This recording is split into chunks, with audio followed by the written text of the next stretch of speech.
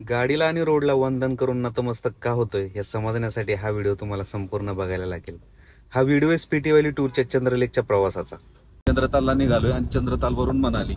हा खूप डिफिकल्ट आणि चॅलेंजिंग वाला रोड आहे.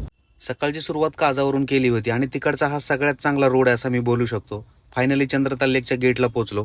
इथून पुढे चंद्रताल 13 किलोमीटर आहे आणि खूप चॅलेंजिंग रोड आहे. तरी पण आम्ही जाणारच कारण आमच्यासोबत ही टीम आहे.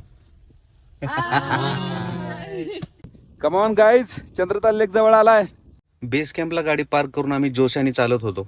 फायनली स्पिटी व्हॅली टूरच्या प्रवासातलं सर्वात मोठं ऍडव्हेंचर चंद्रताल लेक करणं होतं. ते पूर्ण केलं आणि खरा आमचा तिथून पुढचा प्रवास होता चॅलेंजिंग वाला. सुरुवात झाली.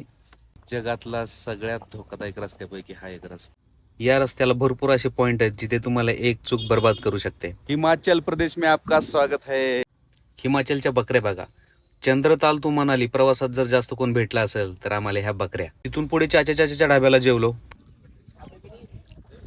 खायला मजा नाही पण अन्नाला नाव ठेवू नये आणि वेळेला मिळालंय म्हणून ग्रेट आहे. मग तिथून पुढे खरा आमचा चॅलेंजिंग प्रवास चालू झाला. हे बघा, हे दिसतंय, हे बर्फातून येणारं पाणी आहे. जर तुम्हाला या रस्त्याने प्रवास करायचा आहे तर सकाळून करा. दुपारनंतर बर्फाचं पाणी वाढतं.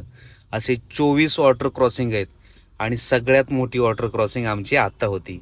यातून आम्हाला बाहेर पडणं सगळ्यात महत्वाचं होतं. हे तुम्ही बघा, इथं एका दिवसापूर्वीच लँडस्लाईड झाली होती.